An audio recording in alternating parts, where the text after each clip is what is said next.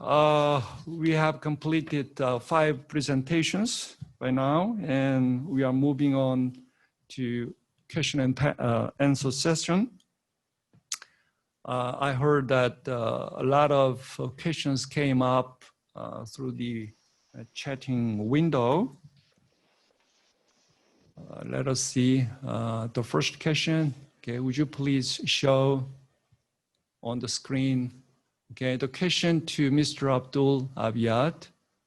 Okay, let me read, yeah, although you can read. On lockdown policies, could you tell us what will be the social and economic impact of lockdown? In the case of Indonesia, we implement a partial lockdown and not fully lockdown in our efforts to mitigate the pandemic, which reflects Indonesian social, cultural, economic condition. It is locally known as large-scale social restrictions and only applied in several parts of our regions. Mm-hmm. Okay, would you, sure. Dr. Abiyat? Thank you very much for the question. So in Indonesia, obviously these, as the presentation showed, these lockdowns have implications for mobility and therefore for economic activity. So if you take a look at Indonesia, for example, you can sort of quantify those metrics, again, using Oxford University's government stringency index. So I think for Indonesia, I was looking at the numbers, the containment stringency was at its peak in late April, where on a scale of 0 to 100, stringency was at 80. Since then, there's been loosening of the containment policies in Indonesia to, I think the current level is at about 62 point, about just above 60. And so in that sense, that will help economic activity. It's still the case that what we need to do is, well, first, obviously, ensure that we're able to ease off on these containment measures by ensuring that we have the proper health protocols in place, testing, treating, and tracing. But so if you translate, and the reason that's important is that because even with the loosening, again, sort of 60, on a scale of 0 to 100, where 0 is sort of where you don't have those containment measures, that increase to 60 still hinders economic activity substantially. So one of the slides I showed basically shows how to translate the stringency of the lockdown into impacts on consumption, investment, and GDP. And so roughly speaking, stringency of 60 translates into consumption growth being about 4 percentage points lower than it would be in the absence of containment, and investment growth being 6 to 7 percentage points lower than where it would be. So that obviously has quite substantial effects on the economy. The other thing I wanted to say, so that's on the economic side. ADB has also been working with the government of Indonesia to investigate the social effects at a much more granular level. So we're doing poverty impact assessments, and we've also done rapid surveys of SMEs to see exactly what the issues are. So my recollection is that more than half of the SMEs surveyed said they were closed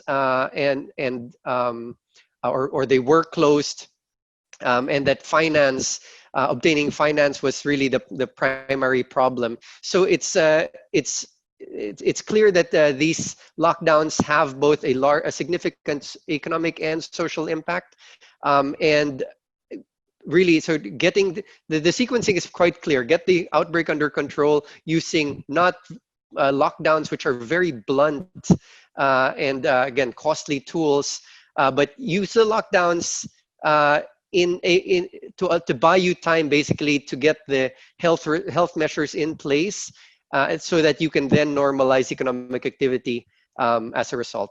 Thank you very much. Thank you, Dr. Abiyat. And the next question, okay, to Ms. Lorena Aguilar.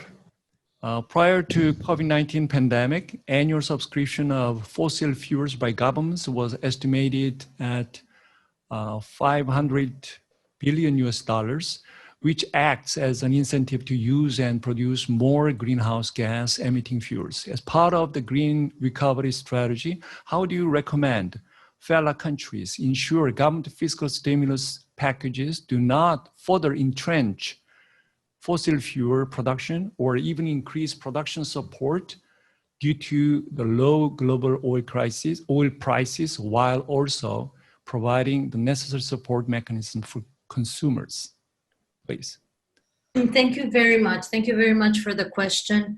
I think that we need to invest in clean technology. There is a need to assign more resources for the energy transition that we have shown that is one of the best ways to reduce our emissions, especially in the transport sector. Subsidies have to go to changing for example, to electrical cars. And I think we can follow what the EU, especially their banking system, has been doing, is no investments, no funds for non-clean fuels. I think that that is one very good way to move forward. Thank you very much. And the next question to Mr. Jeb and Ms. Ban. No country is immune to social and economic impacts of the COVID-19. Millions of people lost their jobs and income. Poverty in many places is on the rise. The pandemic and its social and economic impact are unprecedented. Therefore, it also needs unprecedented efforts to tackle the post-pandemic. Could you make comment on any possible unprecedented actions that should be taken in immediate, medium, and long term? Okay, would you, anybody, Jeb or Ban? Sure. Excuse me. Thank you. I can begin, and then perhaps Van can complement. I mean, I think as we presented earlier, many of the measures that governments have taken in the short term have already been unprecedented in terms of the amount of fiscal expenditure, as well as increasing transfers to maintain household income.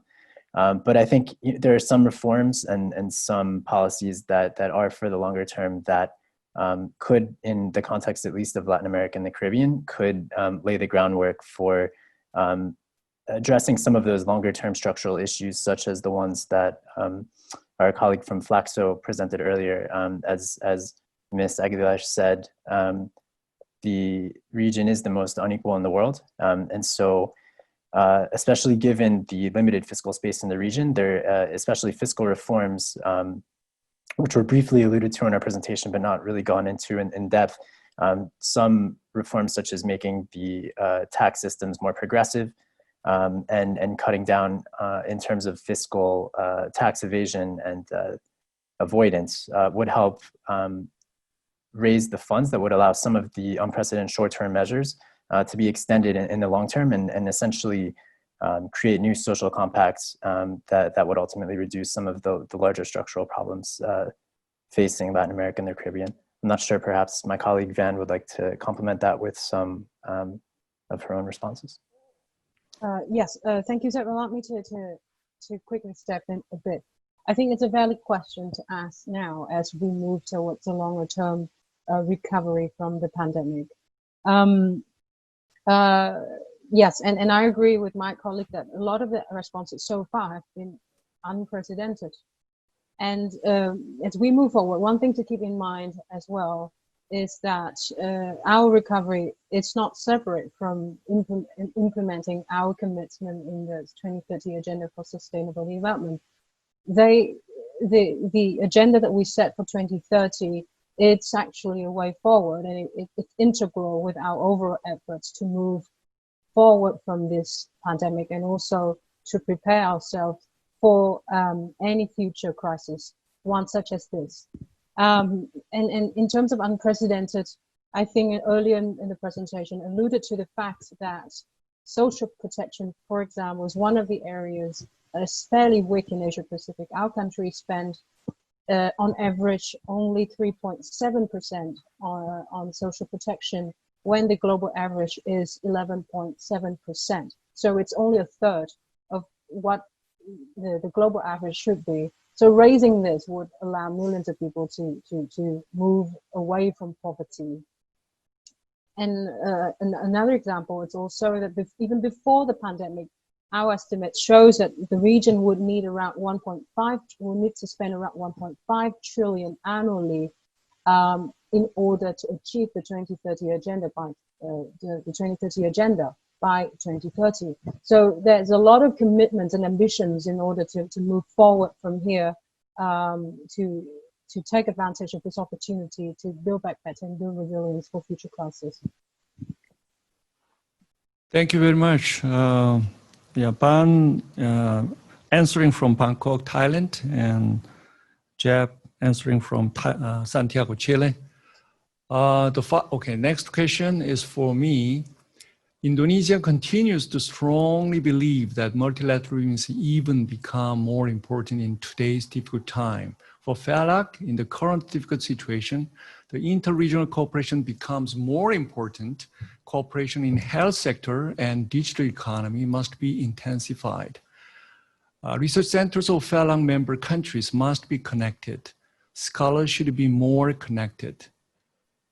Network amongst business community must be connected. We need to engage more multi-stakeholders in our work. Thank you very much. Yeah, I think is a comments, actually not question, but I agree to your points. You know, when I said multilateralism is in crisis, that means there is no leadership in this world and no global governance effectively working today. So regionalism or interregionalism should contribute to the recovery of this problem, multilateralism in crisis, problem of multilateralism in crisis. Yes, so not only academic, but also business and global civil society should join this effort. Thank you. And the next question, do we have, all right, to me? With G2 continuing power struggle, what can be the role of two regions, Latin America and East Asia, in multilateral global order? Yeah, actually, as I emphasized, I would interpret the G2 conflict represents the lack of leadership or lack of confidence. So as far as we have in the framework of FEALAC, we have education, cooperation, business cooperation, and technology, science and technology cooperation, and culture, et cetera, et cetera. So we can be a kind of a model in this situation, in this world of disintegration by cooperating.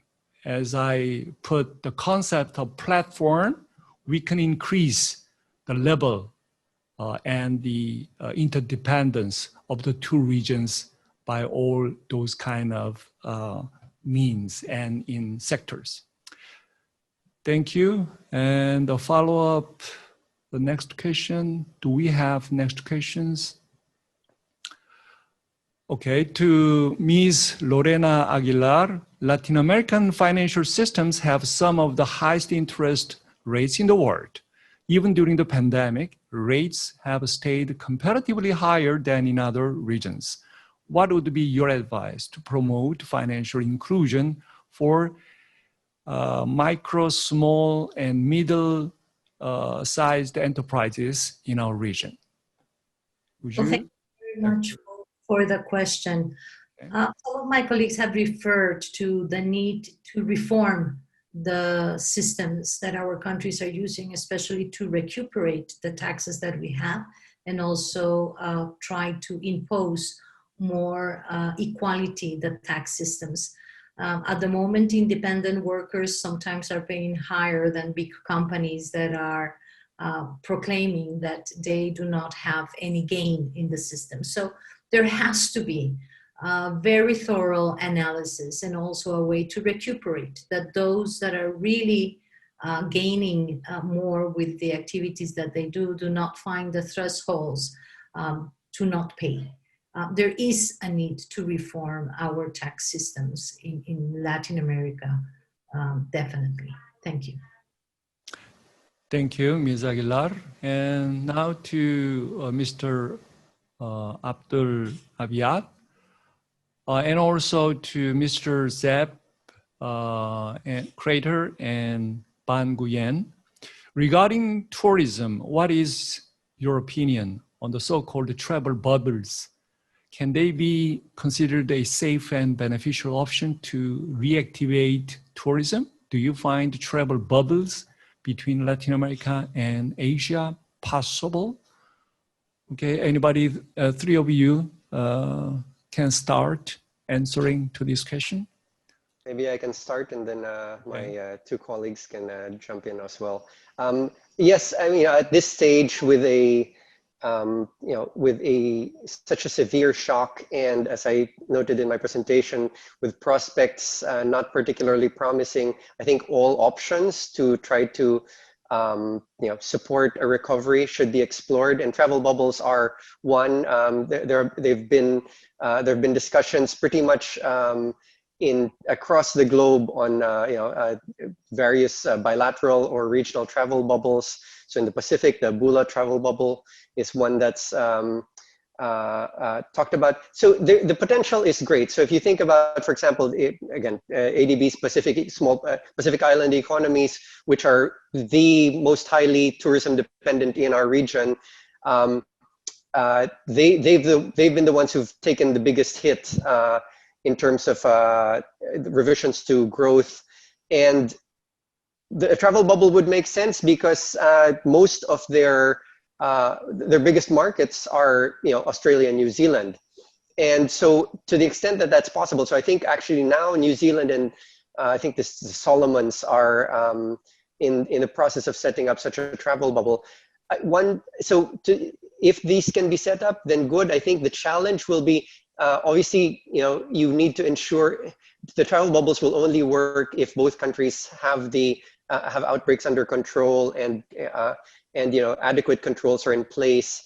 So that's one. The second is that I think it's easier to do this in a bilateral. You can start bilaterally. Expanding this, the more countries you have in a travel bubble, the negotiations obviously get more difficult. But it is a promising tool that is being explored in many places. Thank you. And Jeb or Bun? No, I like would tend to agree. Sorry, okay. Thank you, moderator. I would tend to agree with my colleague in ADB that it is a tool that is being discussed mostly on a bilateral basis across country, taking into account the risks that both countries will have to take in once the travel bubble starts. So essentially, it is a promising tool, but it needs to take into account the risks that will be posed to both countries and the size of the bubbles. Thank you. Jeb, would you? Or no, I have to. I don't believe the conversation is as developed on travel bubbles in Latin America and the Caribbean as it is in Asia Pacific at this time, just due to the phase of the pandemic in which we are. I think one thing that we have observed in the first few months since the arrival of COVID-19 in early this year was very large movements of people. And one characteristic of the region, more so in some countries than others, are large both internal migration and cross-border. And it will be a challenge to implement travel bubbles in many countries in the region.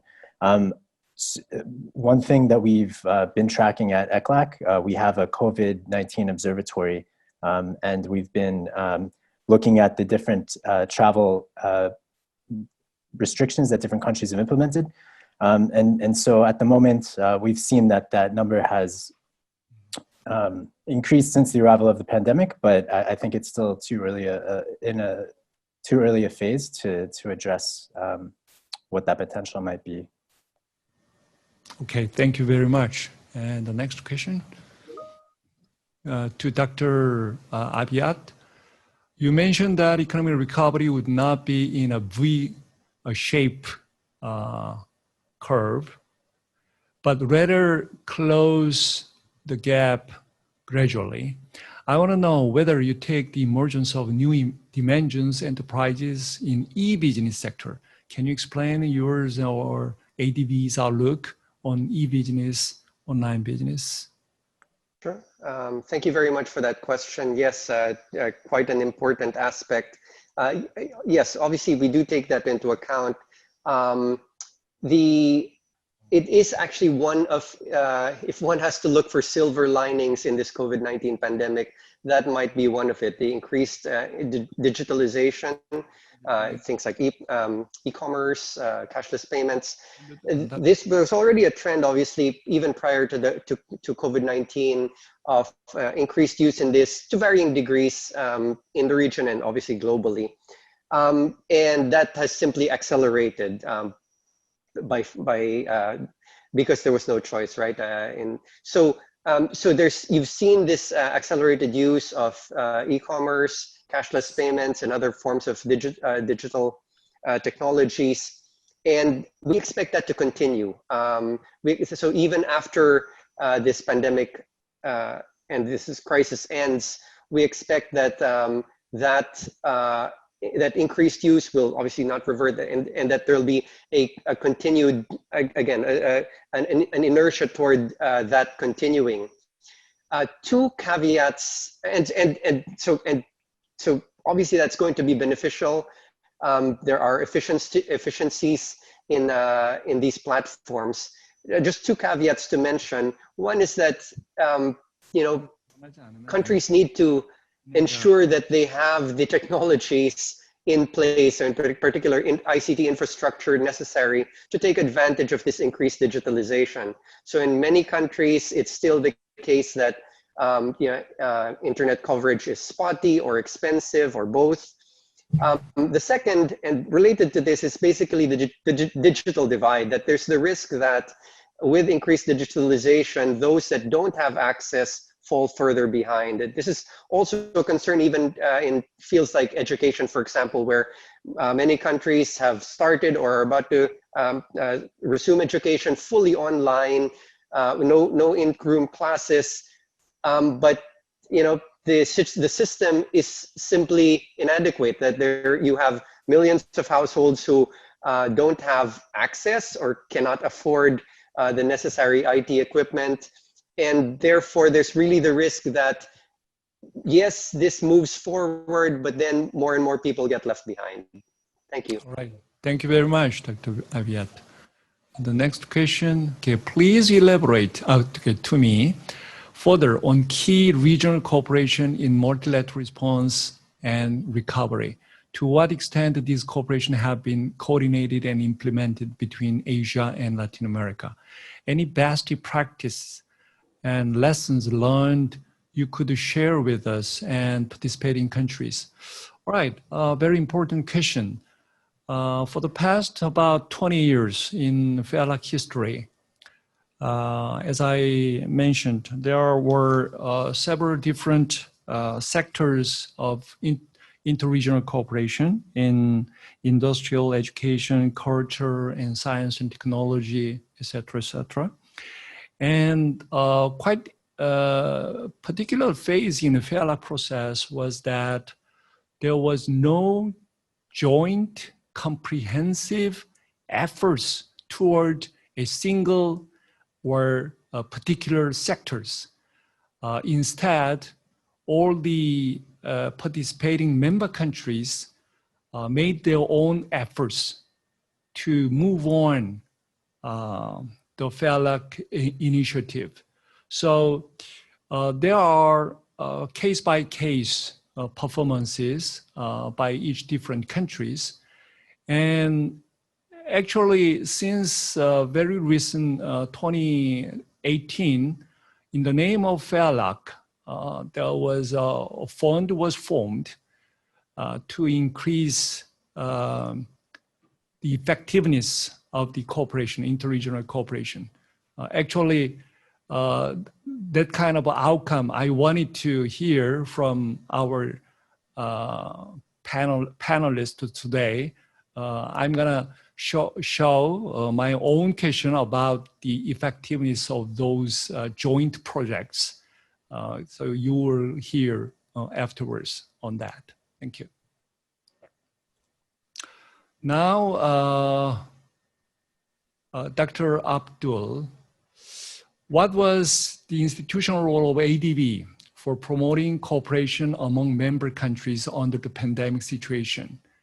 And later, Ms. Lorena Aguilar, can you show us any example of a green company or enterprise that has developed embracing human rights? Okay, please, first of all, Dr. Abiad. Sure.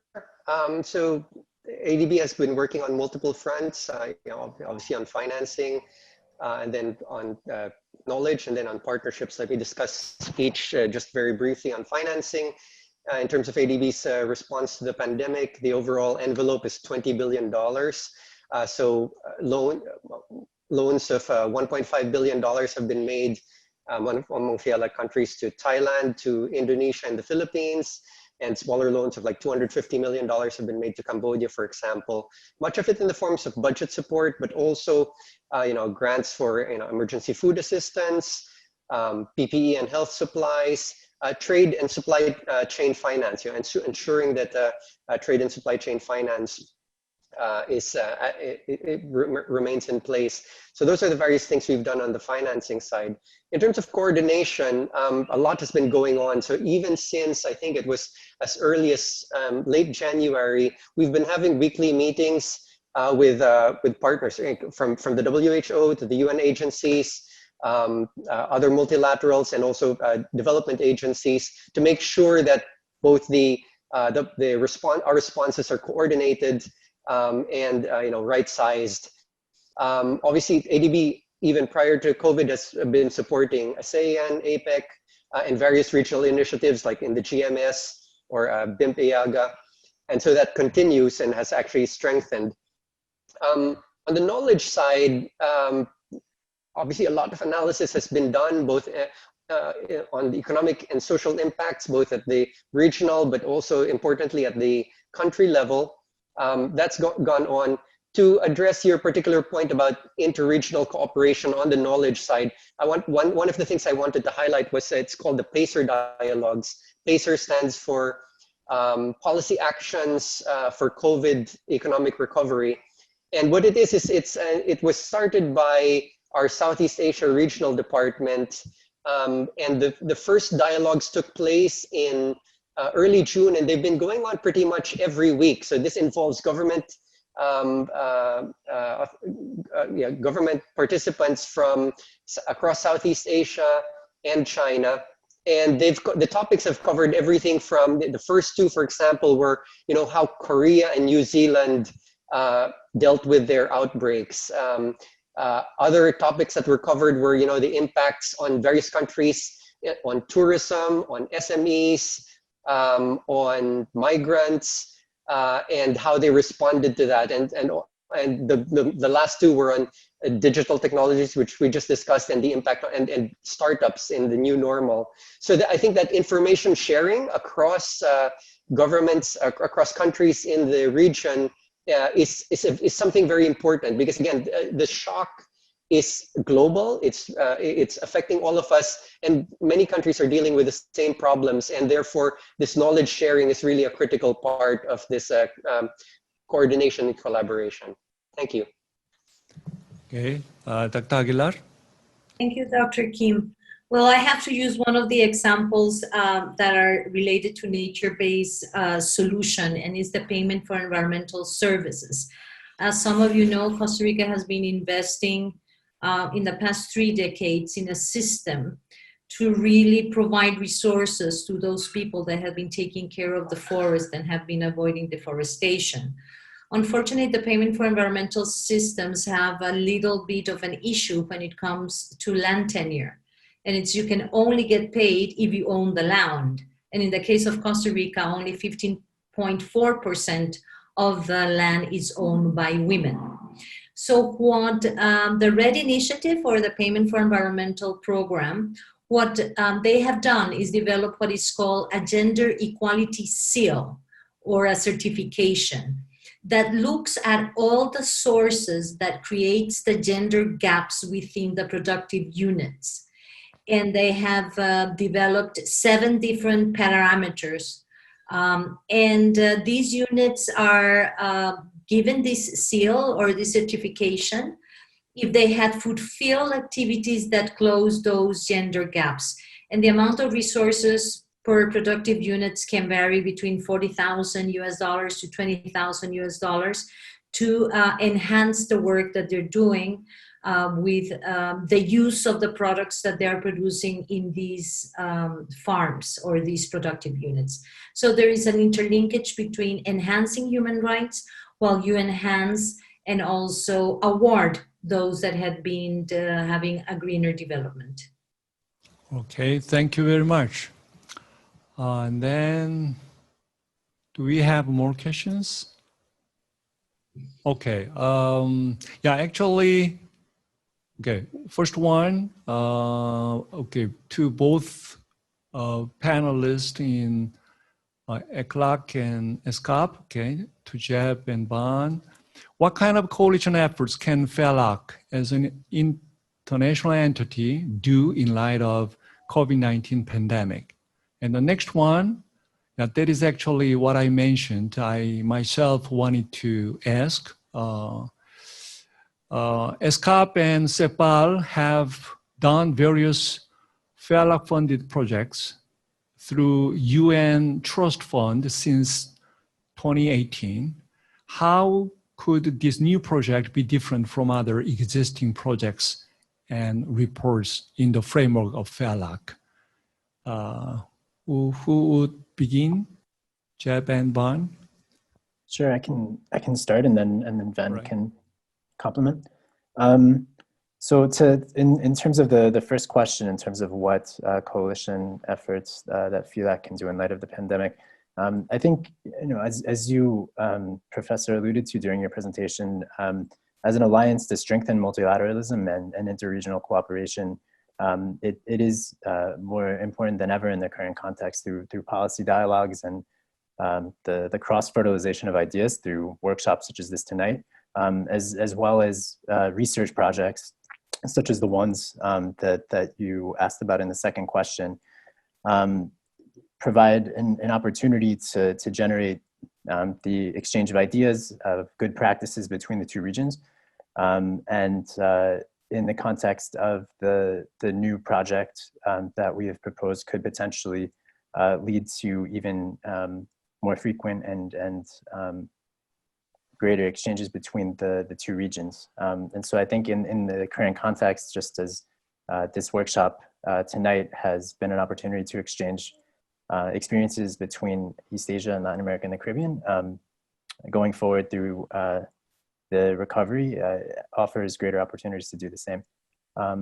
In terms of the second question on the FEALAC fund projects, the first 2 projects that were implemented under the UN Trust Fund were on value chains and social equality. And both of these were dug very deep into those 2 specific areas. The project on value chains, for example, made it possible to generate important collaboration between national and regional institutions, including with ADB, in developing the national, regional, and global input-output tables. And the Social Equality Project also develops statistical tools to better understand measurement of inequality. And so these 2 specific areas, while they will feed into the new project proposal that we've elaborated, the new project will essentially allow us to go beyond. It's a more comprehensive view of what the impacts of the pandemic are and what the opportunities are for the medium and long-term recovery. And so although the 2 existing projects would be able to feed into it using the tools that were developed, the new project takes a more comprehensive overarching view. So with that, I'll hand over to my colleague, Ben. Right. Thank you, Zeb. And Professor Kim, thank you for the questions. And for the first question, what would FEALAC as a multilateral institution do in the recovery from the pandemic? And I think the issues of fractures, multilateralism, as you alluded to in your presentation, was very spot on. And besides the sharing of practices, sharing of experience that we're doing here, and right now, the other important aspect that FEALAC can promote is also the sharing of capacity, building the capacity across the two regions. And I particularly would refer to the three areas that Director General Kyung Tae Hwang referred to in his presentation, that the focus on new capacity, on building the capacity, building the support, would need to focus on the resilience of trade, on need to the promotion and use of innovation and new technologies, on ensuring green recovery, the environmental protection, and on sustainable development. So these are the areas that I think were very spot on in terms of building the capacity for both regions in the longer term recovery. And just a little bit on the report. Well, yes, it is an opportunity for us to look a bit beyond what was done from a sector perspective, from a thematic area perspective, having a more comprehensive overview.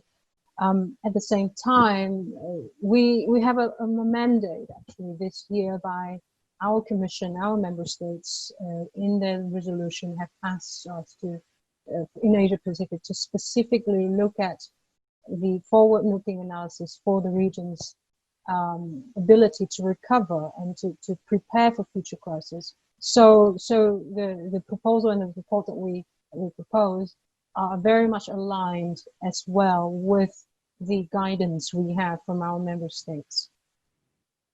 Thank you very much. Due to the time constraint, let me conclude the panel at this moment. We reviewed the real impact of COVID-19 in both regions, and we have discussed several different aspects of the agenda for the future recovery. I think this kind of format, webinar, should be expanded to cover more issues and to engage more people at different sectors of societies in both regions. We really look forward to seeing all today's discussion bearing fruit very soon. Thank you very much, you presenters, Abdul, Lorena, Jeb, and Ban, for sharing your insights with us. And thank you everybody online to participate in spite of different time zones, different timelines. Good night, Latin America, and good day, East Asia. Thank you. Good night, Dr. Kim. Thank you very much. Thank you so much. Thank you. All right. Thank you very much. Bye.